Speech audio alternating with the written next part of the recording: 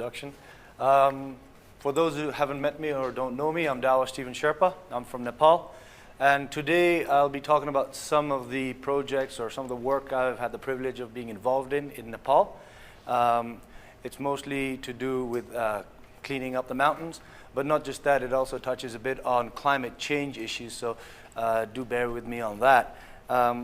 My story, I'm going to tell it in a chronological order. That's the best way I can actually explain it. So I'm going to start in 2007 with the Everest Base Camp Bakery. I actually set this up in 2007 because the year before I was climbing on a mountain called Choyu in Tibet. And at that time, I met a lot of climbers and expeditions that were very, very hostile towards each other or very suspicious towards each other, and they weren't very nice to each other. And I didn't like that, and I was really quite upset by that. And so I said, the next time I go climbing anywhere, I'm going to do something about this. I'm going to set something up where people who want to socialize, who want to be friends, can come together and just have a jolly good time, because after all, we're doing something that very few people in the world have the opportunity to do.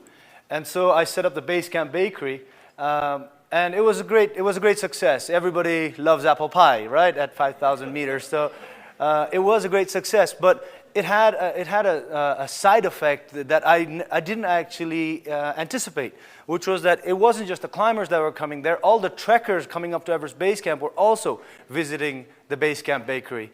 And at the end of the climbing season, we carried out 15 60-liter barrels of human waste, of shit, that was being collected in our toilets. In other words, had the Base Camp Bakery toilet not been there, it would be 15 barrels worth of shit all over the glacier or behind rocks. So that was quite an interesting experience for me. But it was also interesting in the way that for me personally, it gave me a lot of self-confidence, because I was really, fresh out of university, and this was me testing myself against the world and testing my ideas against the world. And because the bakery did become a success and people appreciated it, and I saw the real effect of it, it gave me a great amount of confidence to go further and do things. And that was very important for the following year, because when I was climbing, this was the first time I got on the top of Everest, and sorry, I didn't wipe my nose. When I was climbing on Everest that year, I realized how much garbage there was up there and how much human waste there was up there, and there wasn't really any mechanism to clean it up or any mechanism to stop it from happening again. And not only that, also while we were climbing, there were a lot of things happening, especially in the icefall. I myself nearly died in the icefall when Seracs collapsed. Sherpas had told me to turn back because it was very dangerous. I did, and exactly the point where I turned back, which was at the base of the football field, the entire football field collapsed. And so for me, that also rung home a message, which was, this is dangerous, this is bad, and things are going to get worse. Unfortunately, that prediction did come true this year, and we lost a lot of our friends in the icefall. But I don't want to go into that too much right now. So the first thing to do, something tangible, clean up, something tangible, garbage issue. Climate change is a little bit more wishy-washy. It's up there. It's something that a mountaineer cannot really do very much about. But I'll get onto that a little bit later. But the garbage itself, I knew I could do it because I could pick it up. And so I looked at a way to clean up the mountain. And unfortunately, all the expeditions in previous years that had been doing cleanups were anywhere from $500,000 to $1 million to organize. But that's not money I have in my pocket. So I wanted to do something on the mountain, but I didn't know how. And actually, the answer was right in front of us, which was, oh, hang on. This has gone into screensaver mode. Okay, can you put that word? And the answer, can you put the password in for me, please? Thank you. And the answer came to me because I like to look at a situation and see what's already there rather than bringing in something new. And the answer was Sherpas. Of course, it would have to be. But not just Sherpas, not gathering a group of Sherpas to take there to clean the mountain, but rather Sherpas who are already there. When we climb up with food, fuel, tents, rope, whatever, and then we set up camp, camp 1, camp 2, camp 3, camp 4, whatever it may be, and then we all come down empty. Well, that was an untapped resource. These guys are strong as hell going up, carrying all that. Well, they're going to be superhuman coming down, right? So I approached all the Sherpas and I said, hey guys, if you find garbage on the way, why don't you pick it up and bring it down to base camp to me, and for every kilo, I'll give you 100 rupees, which is roughly $1. So I did that, and every day at 4 o'clock at base camp, we did what was called the weighing and the paying. So it was an immediate, it's an immediate work and reward system. So you go out and you clean the mountain today, and later in the day you get cash for it. And so I call this scheme cash for trash. And it was very, very successful, actually. The first year, we managed to gather about 970 kilos, which would be about 2,000 pounds, I believe. And so in 2008, I thought, okay, I'll try to double that. So I took a budget for 2,000 kilos, but that year we managed to gather 5,000 kilos, you know? And that was because of the conditions on the mountain. There was less snowfall, so more garbage was visible. But not only did it clean the mountain, what I also noticed, what I also observed, was the fact that the guys who were involved, anybody who brought garbage off the mountain, and there were hundreds of Sherpas who were involved with this, you also noticed them then later on telling people not to throw. So when they were with their friends having a cup of tea somewhere on the icefall or at the Western Coombe, they were telling, hey, don't throw that wrapper, I just cleaned this area up yesterday. So that was again, one of those side effects that I wasn't anticipating. And even today, you know, when the problem looks very big, nobody wants to do something about it. But once they're involved and they see the impact they have, they realize that they can actually keep contributing to that if they just change their behavior. And so I think that has had a great benefit on more garbage not being created on Everest. We've run that program now since 2008, so that's 2008, 9, 10, 11, 12, 13. Unfortunately, we couldn't do the cleanup this year, so I'll continue with that again next year. But so far, we've managed to collect just under 15,000 kilos, which is 30,000 pounds of garbage off of Mount Everest. The other issue that also I talked about, and here's a picture of a CMC at Everest Base Camp. This is the same device right here. This is Roger. You invented this, right? Worked on it. Yeah. You worked. Okay. Well, Roger was very, very kind, and he donated 3 of these, and we're still using this up on the mountain, as are other organizations, I believe. Mike here, Funuru. Anyways, there's a few other organizations who are also using this. But when I was using the CMC, we were talking about poop.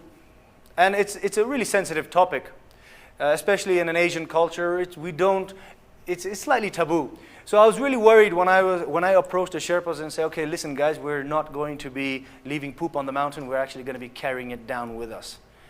And I was quite worried that this conversation may not go down very well.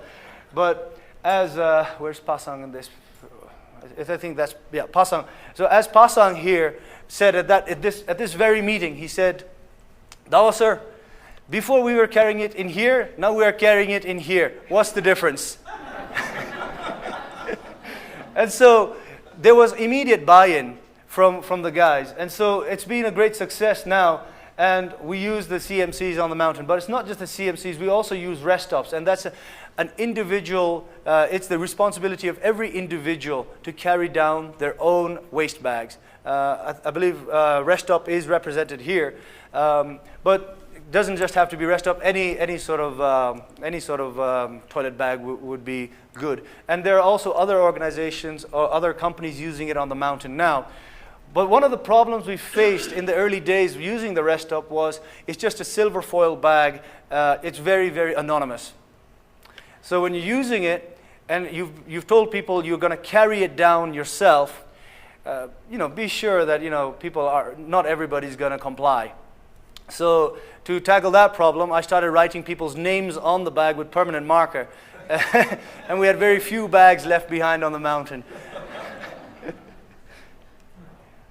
So, and just as a side note as well, we actually use the rest stops in camp together with the CMCs, and just for added comfort. So actually, the CMC is not just a tool of necessity, but it's also a luxury for us there because it's like a toilet seat. Before I talk about this slide, I just want to quickly say we don't actually clean up the human waste of other people. We don't clean up the poop of other people, other expeditions. That's something obviously that I cannot ask my guys to do. That would be offensive. But what I can do is ask everybody, my Sherpas, my clients, anybody else who's on the mountain, to manage their own waste. So to be honest, I don't have a solution for the waste that is already on the mountain. I do have to be clear about that. Another thing that we started using on the mountain is what's called a parabolic solar cooker. And this particular device, the use of this particular device has a lot to do with this very building, the AAC. I was invited for a talk here in 2007, I think it was, where I came to the AAC together with Alton Byers, Dr. Alton Byers, whose pictures are here, and we're talking about climate change in the Himalayas and so on. And I proposed my idea to do these things on Everest, at which point an elderly gentleman, I believe a senior of the AAC, a man called Bill Putnam, heckled me from the audience. I'm not sure if Bill still visits the AAC or not, but Bill told me how it was. He said, so you're going to set up a base camp at Bakery, right? You're going to be talking about climate change. You're going to be giving flyers and information about climate change. I said, yes. And what are you baking these, what are you using to bake? I said, an oven. And what does the oven work on? Gas. He said, so you're going to be using fossil fuels at Everest Base Camp to cook, to make bakery goods and talk about climate change. And it sounded, it's a bit of a, it got me thinking. I said, well, that's true. That's just a de facto tool to use. That's just the de facto equipment to make apple pie, I suppose, a gas oven. But maybe there's a different way to do things. Maybe there's something else out there. And so that actually got me researching some other options. And so we got these parabolic solar cookers. So basically what a parabolic solar cooker is it's like a magnifying glass. It's a mirror. It's concave, and it focuses the sun's rays onto one single point, which would be this pot, which is painted black. Inside the pot, there's about 10 liters of water. And at base camp, when we were using it, it would boil 9 liters. We couldn't fill it all the way to the top. It was boiling 9 liters of water every 35 minutes. So, and that was free. That was free in that all I needed to do was take this parabolic solar cooker, and it was doing all the work for me. Otherwise, I would have to carry kerosene, I would have to carry propane gas, and so on. So before this, my expeditions and everybody else's expeditions, everybody was dirty. I think we talked about this. Was it the Antarctic expedition as well? We were talking about how water is such a vital resource, and so you don't actually go and shower every day. But tell you what, when we had hot water all the time for free, my guys were the cleanest in the whole of base camp. So, but this was back in 2008, and back then you wouldn't see parabolic solar cookers in the Khumbu region. Khumbu region being the Everest region. And there's a slight history to that. It's not that they didn't try to introduce this. At the Eco Center in Tengboche Monastery, somebody put a demonstration model there. And everybody saw it, and it didn't work. And when I tried to introduce this, my Sherpa said to me, Dawa sir, it's not going to work. They've already tried it. It doesn't work. It doesn't work here in the Khumbu. Maybe it works in Kathmandu or in their country, but not here. Okay, fine. So I didn't pay any attention to that. We went ahead, and it worked anyways. So then after the expedition, on the way back to Lukla, to the airport, I stopped in Tengboche, and I looked at the thing. I said, well, why would it not work? It's a simple thing. It's not electronics or it's not mechanical. It's just a mirror. I mean, why isn't it working? So, guess what? The guys had actually put the reflective side on the back facing the ground. And of course it's not going to work. But this is actually also, it's funny, but it's actually a very serious point. Because if you're going to implement new ideas in a place, you better make sure that it works the first time. So you better put the extra effort in to make sure that it works. Don't just go there half-heartedly and say, yeah, it's going to be fine. Because if it does not work the first time, it is going to take a long time to change people's minds about it. And the same sort of thing has happened in another region called the Mustang region in Nepal, where somebody set up a wind turbine. It's a very windy area, but the local people don't believe that wind energy works there because the wind turbine kept on falling over. And so what had happened there was the contractor had cut corners, and the guide wires and the foundation blocks were made far smaller and far less lower than standard. And so every time the wind was really strong, it would collapse. And so the local people didn't believe that wind energy was possible up there. Well, guess what? It is working now. There are other individuals, some friends of mine, who've set up wind energy there, and it's working fine. But it's taken nearly a decade from that first wind turbine to this one. So it takes a long time to change people's mindset once they see that something's not going to work, or once they believe that something's not going to work.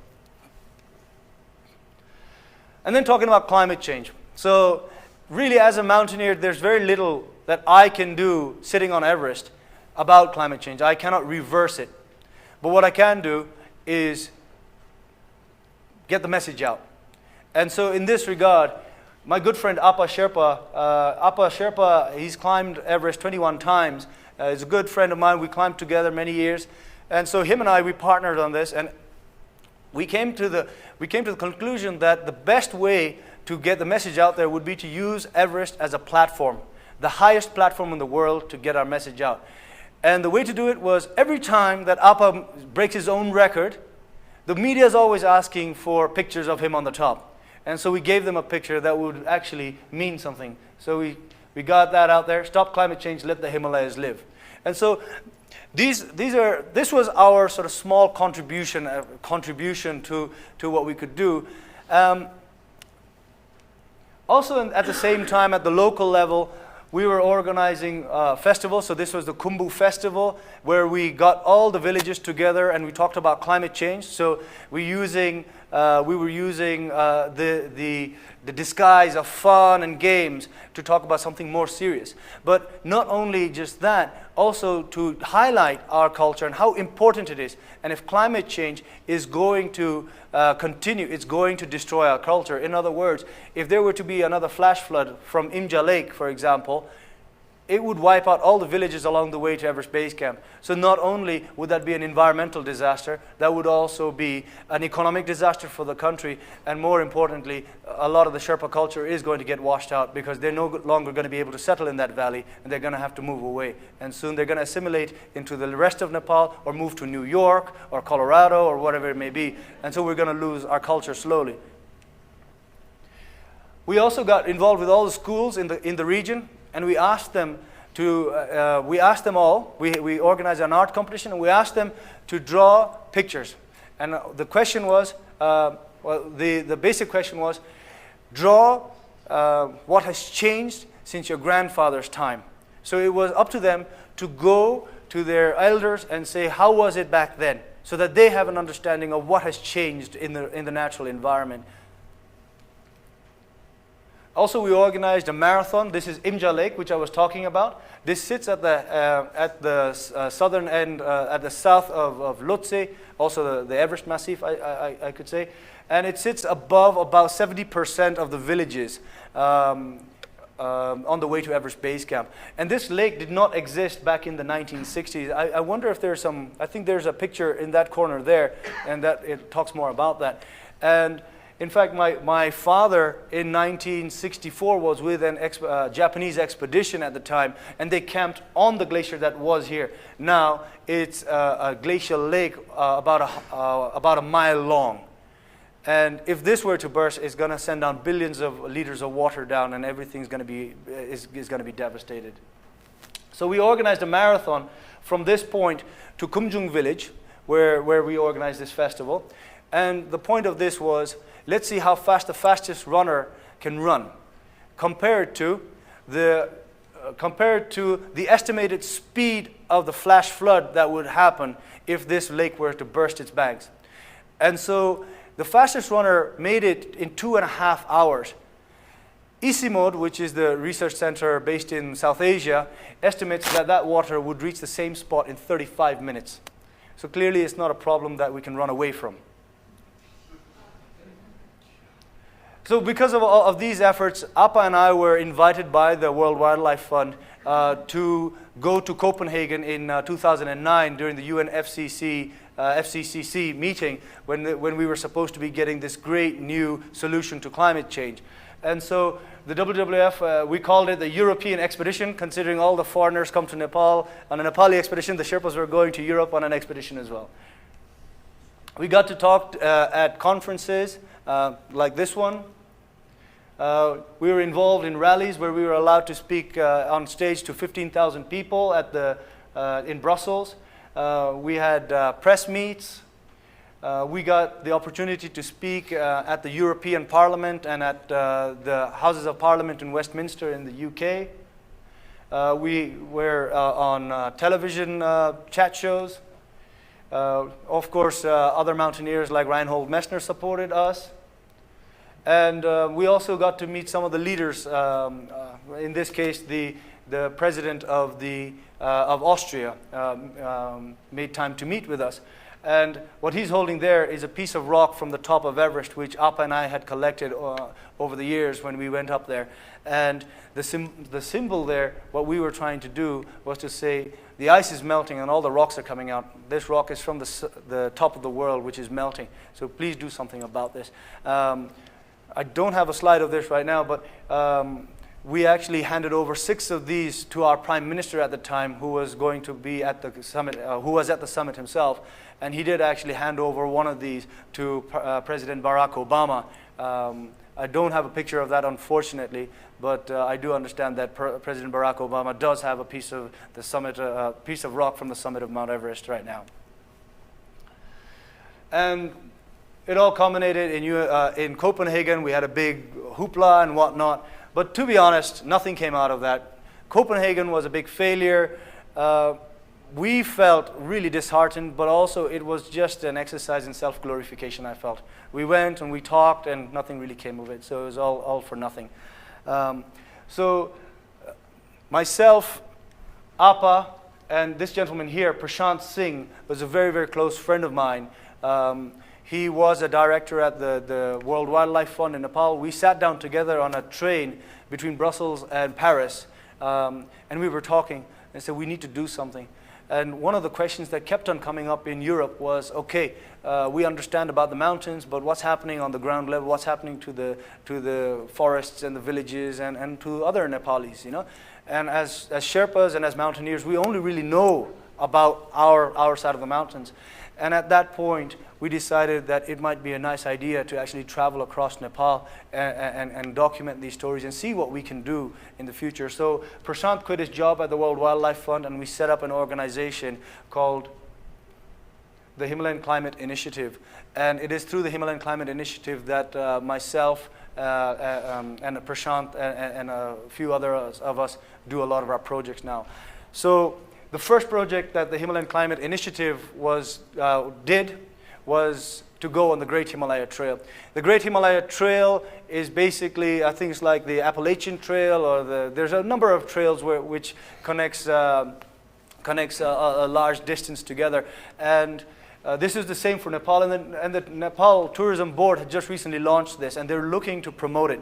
So we took that opportunity, coming from a tourism background ourselves, we took that opportunity to walk on that trail, to promote that, but also to get to know the real Nepalis and their problems. And actually also some of the most vulnerable districts in Nepal to climate change were on this particular trail. So we mapped out a trail that would go through all these places. And we set off on the 15th of January 2002. We were flagged off by the President of Nepal. Appa was given the flag, and credit to him, no matter what the weather conditions were, no matter how difficult the trail got, Appa never, never, never let go of that flag. It was always flying above his backpack. So that's me in the back there, not paying attention again. We also had in our team a photographer, a very close friend of mine called Samir Jangthapa. And we also had a journalist from the biggest newspaper in Nepal, Saurav Dhakal. So the four of us traveled across Nepal. Just some nice pictures of Appa there. Along the trail, we would stay as much as possible in the homes of people. And as many of you know, Nepali people are very hospitable, and so they do invite you into their homes, and they share whatever little they do have. Sometimes it was a party time, like this time, a wedding in a village, where you don't eat meat very often in Nepal, only on special occasions, and so we were invited to a wedding, and so there was meat. This is a good day. In remote areas, of course, there was no other option than to sleep in tents. And sometimes when the weather was really bad, and we couldn't pitch our tents up, we would just find whatever we could, like the yak shed. But it was still all fun. For the first half in the east of Nepal, we never lost any weight. The reason for that being that the east of Nepal has more Buddhist cultures, where alcohol is more freely served. And so none of us actually lost any weight as we were drinking in every village, and that was one of the ways they invited us to. They show their hospitality. So this is just another image. Some of the places that we got to camp. This is Foksundo in Dolpo. Machapuchare, that Erastus, you'll recognize this. This is in the middle of Nepal. I'm just showing you some nice pictures. But it was actually not the pretty places. It was actually the people that we went to meet there, like this old gentleman. This particular man, I remember very fondly. I walked with him for several hours. This was in Sankhua Sabha district towards the east of Nepal. And he was carrying a 50-kilo bag of grain, and I was not carrying anything really, but we were at the same pace.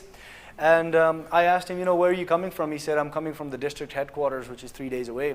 And I said, oh yeah, what are you doing? And I said, oh yeah, my wife was sick, and I had to take her to hospital. And I said, well, where is she now? And he said, well, just behind, so she was coming up. And I said, well, if she was sick, how'd you get her there? He said, I carried her. You had to carry her for 3 days to the hospital. And if you don't believe in love, you do now, This guy, just a wonderful little story. A good ending a good end to that story. She got better, but it is a reality in Nepal where we don't have much infrastructure. Life is hard, no matter how beautiful the country is.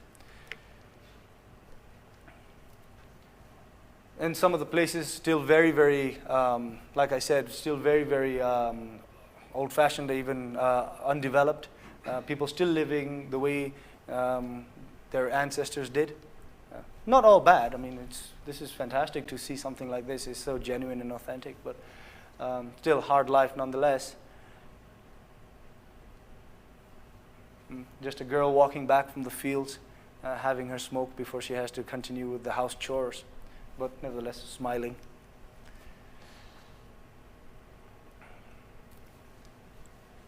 That's just a random picture of a 3-year-old kid on a high mountain trail on a horse. You can only see that in Nepal.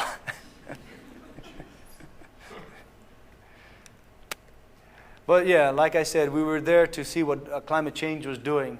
And one of the most obvious things that you would also have noticed if you've traveled to Nepal is landslides. Recently, a lot of flash floods. Whether they're glacial lake outburst floods or because of the intense monsoons in recent times, we're getting more and more flooding in Nepal. Forest fires is a big problem because it may be very, very wet during the monsoon, but it gets very, very dry in the winter months. And so the likelihood of forest fires is far higher. And I believe you have similar problems in the United States here due to drought. This is my village in Kumjung. It was the day that I actually got there. It was a windstorm that we had. It was a freak windstorm on the 8th of February of 2012. And we've never actually had wind ever blow anybody's roof off like that. And that was something quite spectacular. So it was not just happening in remote corners of Nepal, it was actually happening in my backyard as well. But the biggest problem that we have is not all those freak weather systems and all that. It's actually the destruction of crops. When 70% of Nepalis rely on agriculture, pests and changing weather systems are actually destroying agricultural practices or destroying crop yield, and agricultural practices need to be adapting to that. And that's one of the biggest problems that I foresee in the future.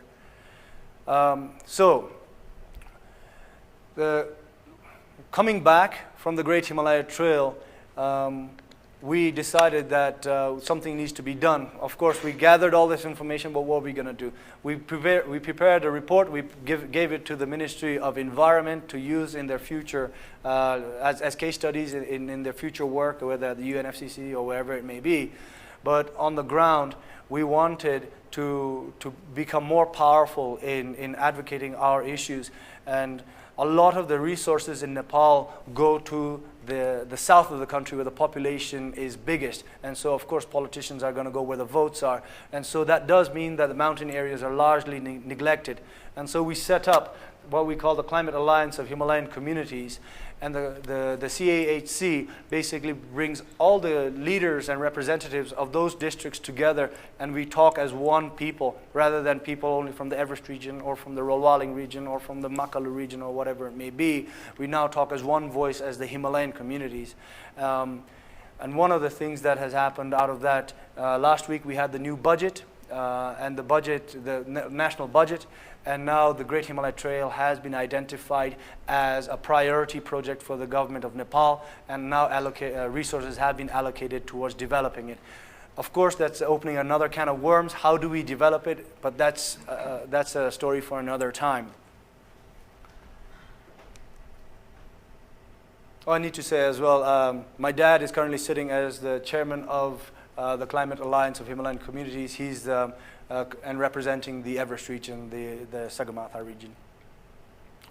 Our aim, this is a picture of Namche with electricity and all that. Not always the best example to use, but anyways, I use this picture because of how nicely it's lit up.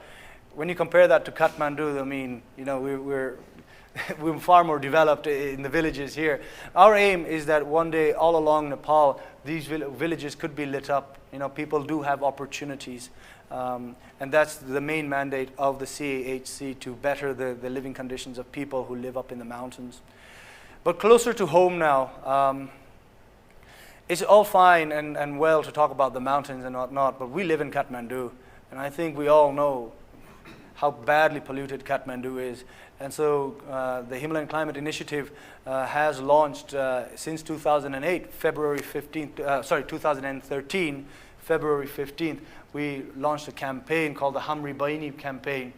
And the campaign basically is there to eradicate plastic bags from Kathmandu, and also to give income opportunities to vulnerable women who are vulnerable to trafficking or who have been rescued from trafficking from India.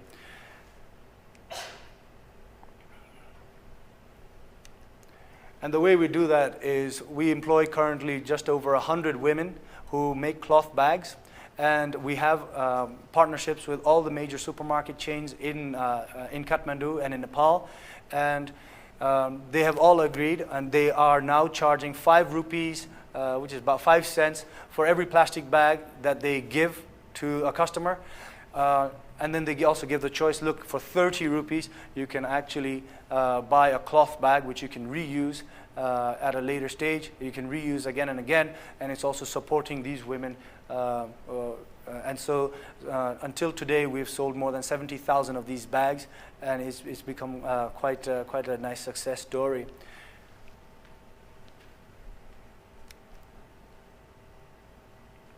We also engage a lot of volunteers to get the message out there. So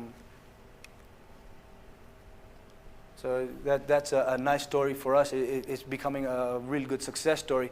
And on the back of this, in fact, another issue that we have in Nepal, in Kathmandu, is that we have a lot of problems with plastic bottles, which is another one of the big problems. So you see plastic bags and plastic bottles being one of the biggest problems that are in Kathmandu.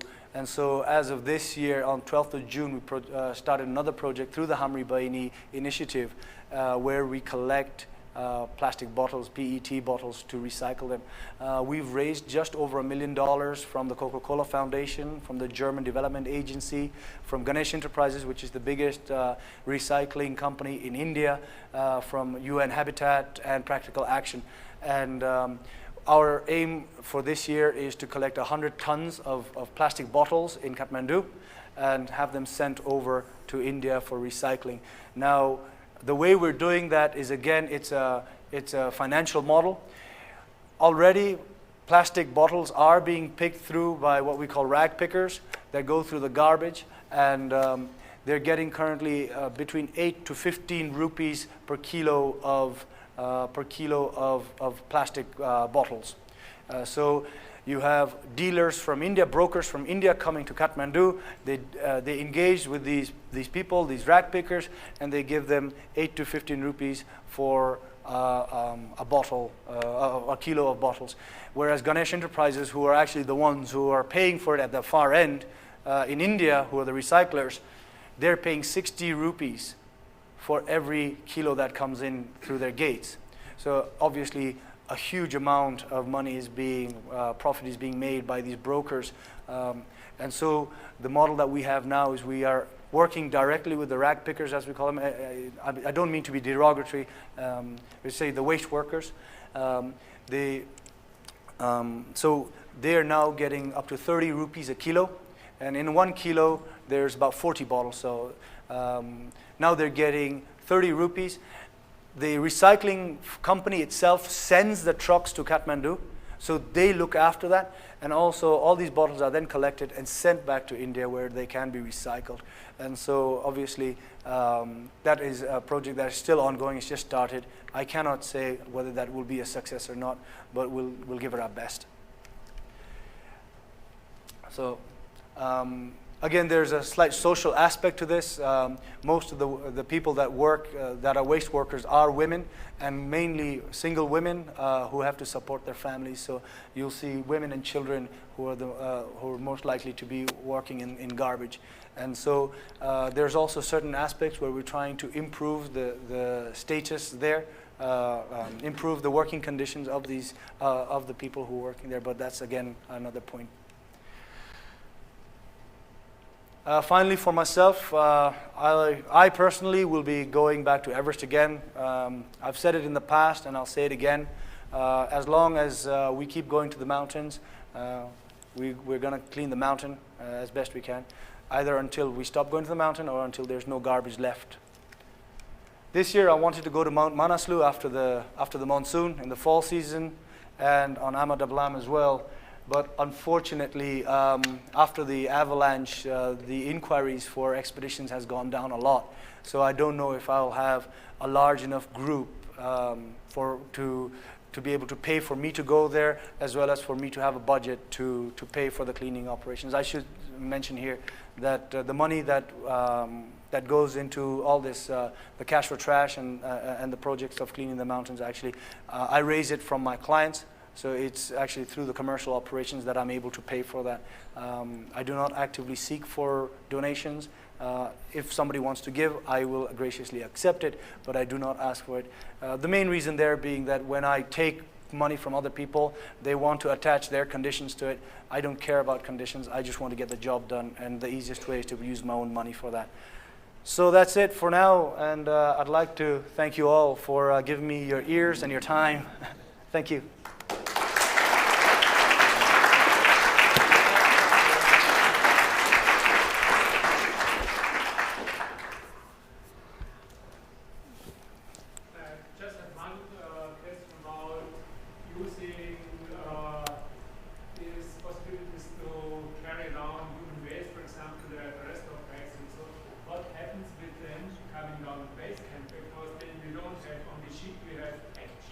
Yeah.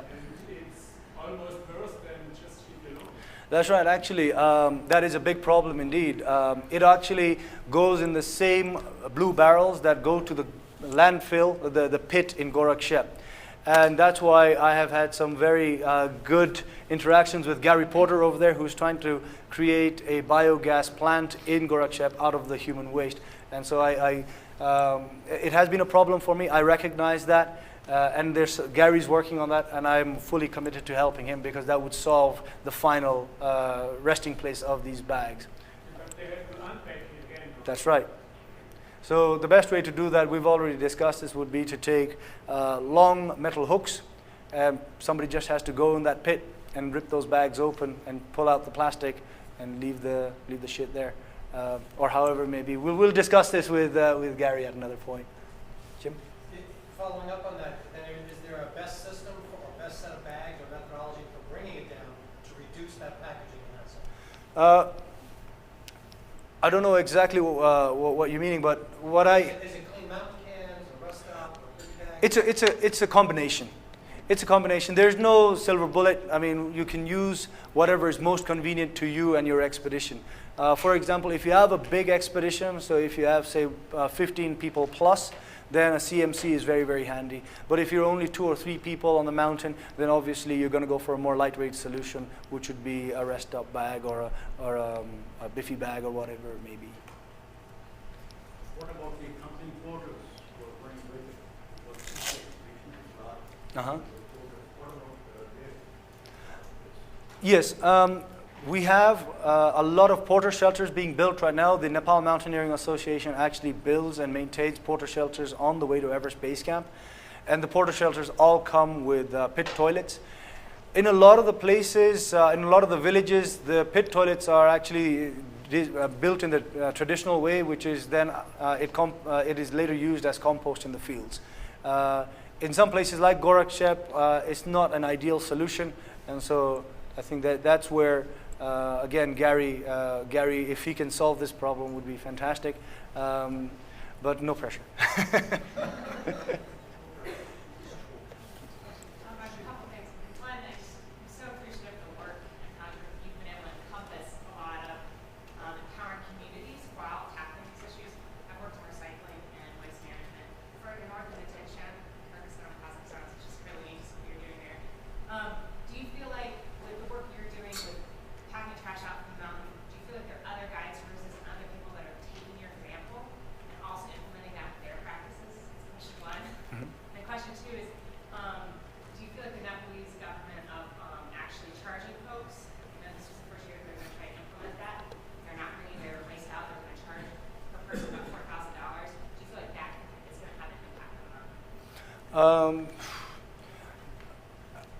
There are over 30 companies working on Everest in a season, and I can't say that all of them are using these best practices, but a large proportion are, and there are more every year.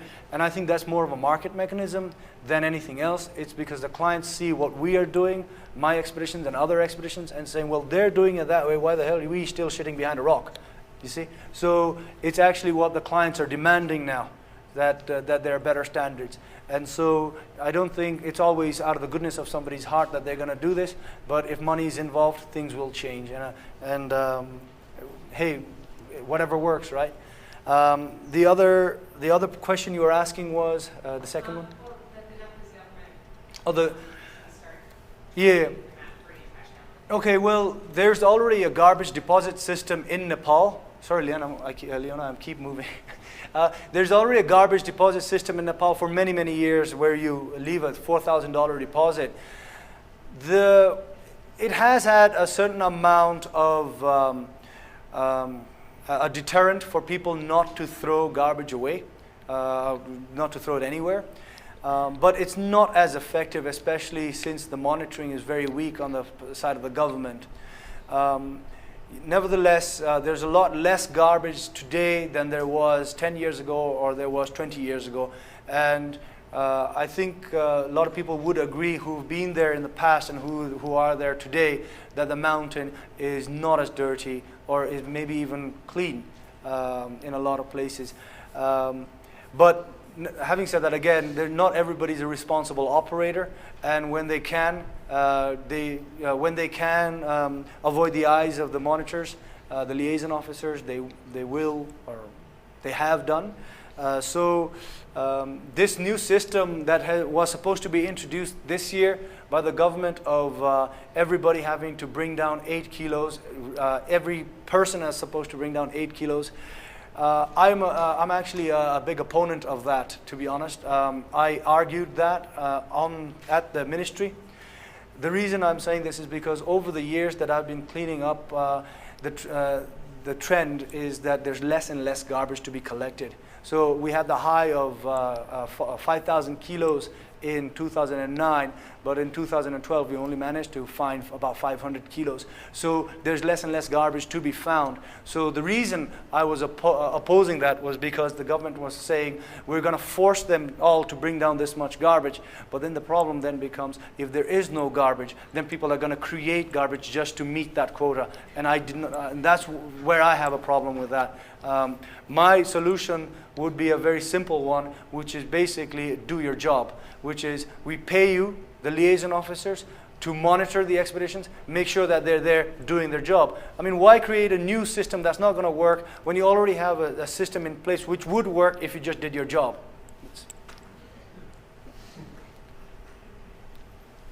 We'll take one more question. Oh, Erastus? Just a comment, all right, please. Is this weighing and pay sustainable? Is this weighing and paying sustainable? Yeah, because we tried it and we found the same garbage going back. The mountain. Also, we have the system of paying wire snares from the nation. The rangers, when you buy wire snares somewhere, we pay. But we found again the same wire snares go back and we lose, they come back again. So how it's not sustainable to pay. Okay, the weighing and paying system is slightly different in our case. It's yes, there are always people who try to cheat the system. And so we try to be on top of that. For example, the guys will collect garbage, but then they go and dip it in water so that it weighs another 5 kilos or so. And sometimes quite boldly, people put big rocks in there, and they think that we're not going to be opening it up. So we do random checks. We open everything, we weigh it, but then we have a big tarpaulin sheet out there, and we just dump all the contents out. And so if there's any rocks or anything like that, we catch that person immediately, and they do not get paid for that then. Obviously, we pay them for the garbage they have collected, we don't pay them for the rocks. But then people very quickly realize that we are actually checking what's going there. But that's because it's my money. So I want my money to be used properly. I want it to go to paying garbage, not paying rocks. If the government were going to do this, I don't know how successful it would be. But at this stage, if you're going to ask me, is it going to be sustainable? No, it's not going to be sustainable, because it's only going to be sustainable as long as I'm there and I'm doing it. If somebody else is going to go there and do that, it'll be sustainable as long as they're there. But like I said, as long as I'm there, I'm going to continue doing that until the mountain is clean or I'm not there anymore. All right. Thank you, Steve.